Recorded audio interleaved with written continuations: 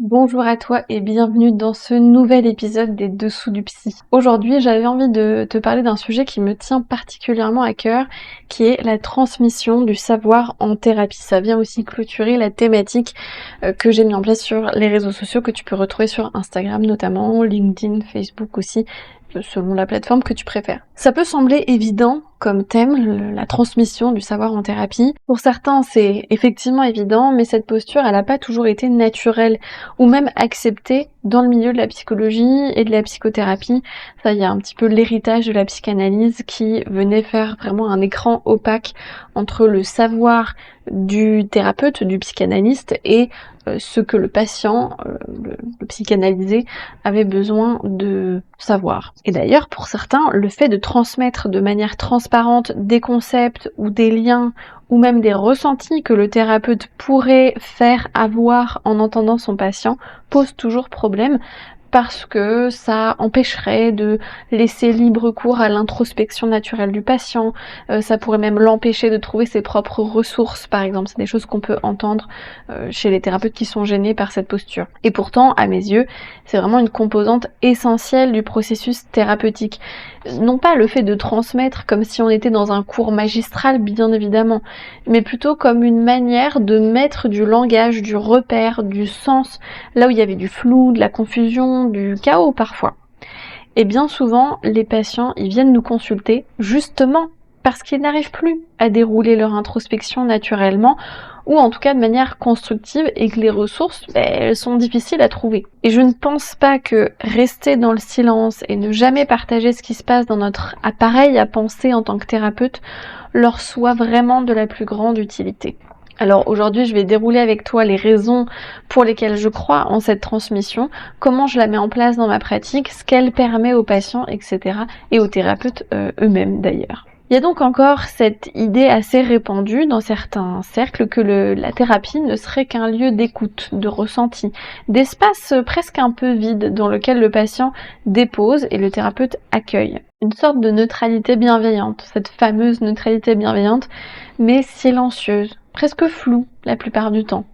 Transmettre du savoir, ce serait alors perçu comme trop directif, trop intellectuel, voire pour certains une forme de prise de pouvoir ou de non-respect du libre arbitre du patient.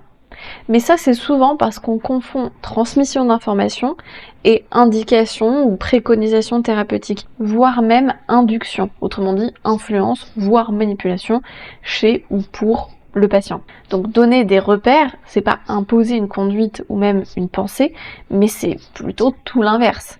Cette vision, comme tu l'auras compris, me semble vraiment trop réductrice. Elle défend une posture où l'alliance thérapeutique repose uniquement sur l'accueil et la contenance, ce qui est bien évidemment important, ça on va pas l'enlever, c'est pas le but. Mais le problème, c'est que ça a tendance à laisser de côté, si on ne fait que ça, toute la richesse que peut offrir la compréhension active, mais l'interaction aussi et le véritable échange vivant en séance. Sans parler du fait que ça met d'office en off le travail autour de l'altérité, puisque finalement le thérapeute ne prend pas vraiment sa place et n'existe pas totalement dans le lien thérapeutique à force de craindre de contaminer son patient. Alors oui, comprendre ce qu'on vit, c'est déjà le transformer. C'est ce que dit aussi la philosophie ou même les neurosciences affectives. Mettre des mots, c'est permettre au cerveau de relier différentes zones entre elles, de pacifier, d'organiser, d'associer autrement. Et finalement, la transmission de savoir, que ce soit des théories en psychologie clinique, en psychologie sociale, en psychologie positive, en neurosciences même parfois, participe à ce processus de mise en mots, d'appropriation des connaissances par le patient. Et croyez-moi, chaque patient a sa façon propre de s'approprier tout ça. Et d'ailleurs, cette observation, elle peut même devenir du matériel thérapeutique en soi, parfois. De quoi faire 2 en 1. Alors bien sûr, transmettre ne veut pas dire faire cours, comme je disais tout à l'heure, c'est pas censé être un cours magistral. La thérapie, c'est pas censé non plus être une formation à part entière. Et je ne suis pas avec ma casquette d'enseignante quand je suis en séance avec un patient. Mais il m'arrive régulièrement de glisser des éclairages, d'expliquer ce qu'est je sais pas, un transfert, ce qu'est un mécanisme de défense, pourquoi telle réaction peut être typique d'une modalité d'attachement, ce qu'est un jeu relationnel, pourquoi, et c'est pas vraiment ça un jeu relationnel, pourquoi notre psychisme va avoir besoin de répéter des schémas, notamment relationnels, pourtant dysfonctionnels.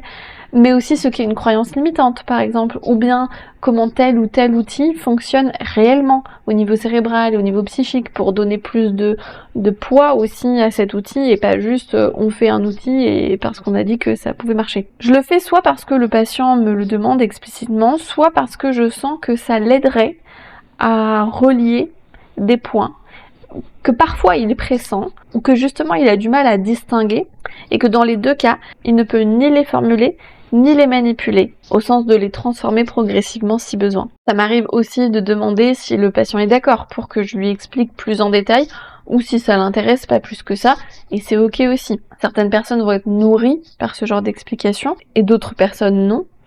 Mais dans ce cas-là, je check quand même toujours si le fait qu'il ne soit pas curieux des explications ne viendrait pas parler d'autre chose, comme par exemple le fait qu'il s'accrocherait à une idée un peu type pensée magique, qui donnerait quelque chose du style si j'applique tel ou tel outil, telle ou telle chose en y croyant très fort, alors ça va marcher. Mais les explications dans ce contexte-là viendraient désacraliser la croyance et faire perdre en force, en pouvoir, la pensée magique. Et dans ces cas-là, c'est souvent ce qu'on a besoin de travailler justement parce que rien ne fonctionne juste parce qu'on y croit suffisamment fort. L'outil baguette magique n'existe pas et il est souvent bien plus risqué d'ailleurs de se laisser enfermer dans ce genre de croyance que de vivre une sorte de désillusion de la sortie de la pensée magique pour enfin construire des vraies ressources, des ressources qui tiennent dans le temps et qui sont surtout adaptables en fonction des besoins et des contraintes, des contextes qu'on va rencontrer. Mais j'interroge aussi les personnes d'ailleurs qui sont très friands de ce genre d'explications et qui finalement se cacheraient un petit peu dans ce besoin d'explication parce que s'il y a trop d'explications, s'il y a trop de transmission, il peut aussi manquer un petit peu de lien, de rencontre avec soi-même, de rencontre avec ses émotions, parce que finalement ça a beaucoup passé par l'intellectualisation, le rationnel, le mental. Donc dans les deux cas, l'idée n'est pas de tomber dans un extrême ou dans un autre, de ne rien partager ou de partager non-stop tout le temps, mais c'est de trouver cet équilibre-là. Donc justement, pour revenir à cette transmission, à la nature de cette transmission, c'est bien d'une transmission ajustée et vivante dont je parle ici. Ça peut être parfois, je sais pas, une image, parfois une métaphore, parfois une explication plus théorique, mais c'est toujours dans un seul but. Que le patient se saisisse de son expérience de manière plus détaillée, mais aussi plus incarnée, plus proche de la notion de responsabilité et d'individuation. Qu'il puisse finalement comprendre les enjeux, les conséquences et les réactions que telle ou telle situation génère en lui, pour ensuite pouvoir mettre en mouvement à l'intérieur de lui d'abord, puis à l'extérieur, dans son environnement quotidien, tout ce qui aura été vu. Le savoir, il n'est pas et il ne devrait pas être l'apanage du thérapeute. Il peut circuler, il peut être partagé justement au service de l'autonomie du patient et pas contre son cheminement personnel. C'est une vraie main tendue pendant un bout de chemin pour que ensuite le patient puisse sentir la bonne direction pour lui, qu'il ait les outils en fait pour sentir quelle est la bonne direction pour lui et pas pour le thérapeute bien évidemment. Ça, le patient a besoin de se faire ses propres jauges, ses propres indicateurs de quand est-ce que je sens que c'est bon, quand est-ce que je sens que c'est moins bon pour moi. Et ça, il peut le faire une fois qu'il aura intégré, qu'il se sera approprié aussi ce qu'il aura appris sur lui-même, sur ses relations, sur le monde qui l'entoure en thérapie. Pour moi, cette transparence, elle fait partie d'une éthique thérapeutique, notamment pour ne pas enfermer le patient dans une dépendance ni affective, ni intellectuelle. La PGRO, la psychothérapie gestaltiste des relations d'objets, à laquelle je me suis formée très tôt dans mon parcours, elle portait vraiment, et elle porte toujours, cette vision-là de la posture du thérapeute, du psychothérapeute, et ça m'a énormément inspirée, ça m'a aussi beaucoup ouvert d'autorisation, parce que souvent les psychologues et les psychothérapeutes peuvent être en bataille interne avec ces autorisations, ces interdits, qu'est-ce que j'ai le droit de dire, qu'est-ce que j'ai pas le droit de dire, qu'est-ce qui est déontologique, pas déontologique, éthique, pas éthique, etc. Donc c'est compliqué pour nous thérapeutes de s'y retrouver, et la PGRO, pour moi, a eu cet effet-là de validation aussi de ce genre de posture qui me parlait intuitivement, mais que je n'avais pas encore pu rencontrer à l'extérieur chez mes pairs, PIROS, pour valider aussi ma propre direction, finalement. Et pour revenir sur cette notion de dépendance ni affective, ni intellectuelle, grâce à cette transmission. Je trouve que le fait de ne pas faire peser sur le patient le mystère de nos raisonnements internes, finalement, comme si le patient devait nous faire une confiance aveugle et qu'il serait obligé de revenir à nous pour tenter de naviguer au mieux dans sa vie, parce qu'on ne lui donnerait pas accès à notre appareil à penser, à notre façon de raisonner. Pour moi, c'est ça qui risque plus de générer une forme de dépendance, en fait. Puisque, au contraire, quand on transmet, et surtout quand on transmet nos chemins de pensée, plus que le résultat à la limite, de nos intuitions cliniques, de nos hypothèses cliniques, donc c'est-à-dire qu'est-ce qui, moi, thérapeute, m'a permis de formuler telle ou telle hypothèse, sur quoi je me base pour faire ce retour-là à vous, patients. Quand on fait ça, en fait, on rend possible une forme de collaboration plus équilibrée entre le thérapeute et le patient. C'est cette fameuse co-construction dont on parle en psychothérapie. Le patient, il peut dire du coup, je comprends, mais aussi, je suis pas d'accord, ou alors, je vois les choses autrement, ou bien, ouais, ça me parle, mais ça me parle moins. Et c'est dans cet espace-là que la responsabilité peut se développer, qui peut redevenir ou consolider le fait qu'il est acteur et non plus simple réceptacle de ce qu'aurait à dire ou à sous-entendre parfois le thérapeute, parce que oui, même quand on s'abstient de trop de paroles, nos corps, nos mimiques et même parfois nos silences parlent malgré nous. Et le patient, il peut interpréter, parfois d'ailleurs tout à l'inverse de ce qui se passe en nous, mais en tout cas il interprète tout ça, qu'on le veuille ou non. Et d'ailleurs c'est intéressant à travailler, ce qu'il interprète, ce qu'il comprend, même quand on parle, parce que même quand on parle, il y a des choses qui peuvent être interprétées différemment de l'intention de base. Ça en devient aussi de la matière thérapeutique. Et puis j'avais aussi envie de parler de ce que cette transmission vient travailler en nous, en tant que thérapeute, ou en tout cas de ce que ça nous pousse à expérimenter, parce que expliquer, c'est pas répéter par cœur un concept appris en formation, c'est plutôt le revisiter, l'intégrer, mais aussi l'articuler avec la situation présente et concrète, j'ai envie de dire, de notre patient. C'est être capable de faire vivre un concept dans la séance, sans jamais perdre la singularité de la personne qu'on a en face. Donc c'est une véritable compétence, d'ailleurs, qu'on appelle la compétence interactive. Elle fait partie des 3 compétences majeures du thérapeute, avec la compétence réflexive et la compétence affective.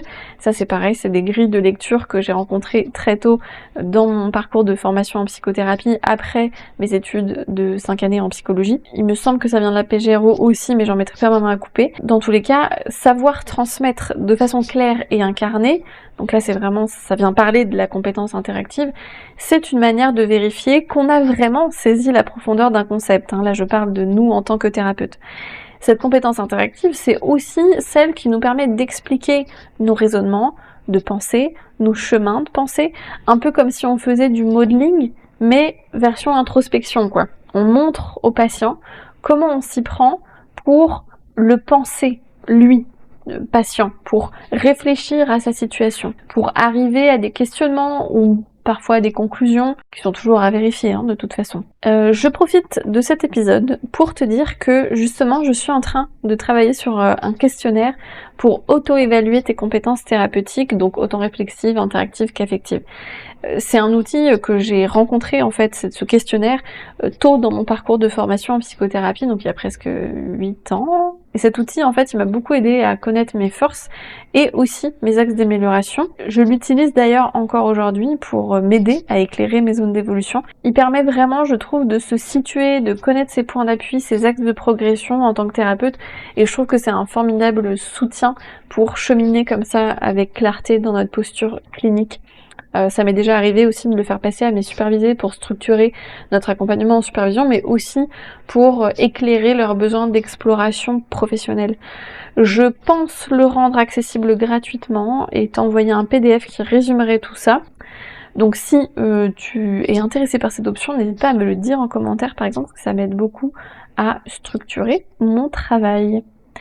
Dans tous les cas, toute cette posture autour de la compétence interactive, notamment, elle est précisément ce que je cherche à transmettre moi-même dans chacune de mes formations, et c'est aussi pour ça que j'insiste toujours autant sur l'importance de l'appropriation des connaissances, parce que sans elle, Et c'est bien plus difficile de transmettre, d'expliquer et de pratiquer la psychoéducation avec nos patients, en plus du fait qu'elle nous sert aussi à mieux intégrer et mémoriser ce qu'on y apprend, donc c'est vraiment tout bénef, on pourrait dire. Si tu es thérapeute et que tu veux travailler ces compétences thérapeutiques, je t'invite à aller voir les formations en ligne que je propose, qui sont déjà disponibles, notamment la formation psychothérapie intégrative, comprendre, ressentir, agir, parce que c'est la formation qui aide justement à développer cette posture de clarification, de lien entre les modèles théoriques, de transmission ajustée aux patients, de traduction comme ça de la théorie à la pratique pour que ce soit digeste et intelligible, j'ai envie de dire, pour les patients.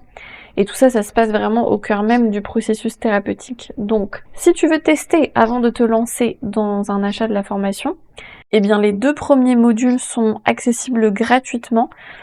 Et d'ailleurs, c'est le cas pour chacune des formations en ligne disponibles. C'est aussi le cas pour un des programmes destinés aux particuliers qui concerne la régulation émotionnelle. Donc, vas-y, fais-toi plaisir. Tu peux accéder aux 2 premiers modules gratuitement pour voir un petit peu la vibes de la formation, si les 2 premiers modules te parlent déjà, si surtout ma façon de transmettre te plaît, parce que ça compte aussi beaucoup dans l'engagement pédagogique que tu pourras y mettre dans ces formations. Donc l'idée c'est que tu puisses y aller avec le plus de confort possible si tu y vas vers cette formation. Pour résumer cet épisode aujourd'hui, j'ai envie de dire que transmettre ne devrait pas être un luxe, ni même optionnel. C'est pas censé être une prise de pouvoir, ce n'est pas une prise de pouvoir. On pourrait même dire que, allez, je vais oser le dire, c'est un acte d'amour clinique et thérapeutique. Finalement, c'est de dire à l'autre, je crois en ta capacité à comprendre, je crois en ta capacité à transformer ce que tu as envie de transformer, et je te transmets ce que j'ai appris, non pas pour que tu penses comme moi, mais pour que tu puisses penser par toi-même. L'appropriation des connaissances, elle n'est pas uniquement chez le thérapeute quand il se forme, mais bien évidemment, elle devrait aussi être chez le patient quand il reçoit quelque chose en thérapie. Je te laisse sur ces mots. Merci pour ton écoute attentive et si cet épisode t'a parlé, n'hésite pas à le partager autour de toi ou à venir m'en parler sur Instagram ou ailleurs, c'est toujours très agréable pour moi d'avoir des retours. Et je te dis à très bientôt pour un nouvel épisode des Dessous du Psy. Bye!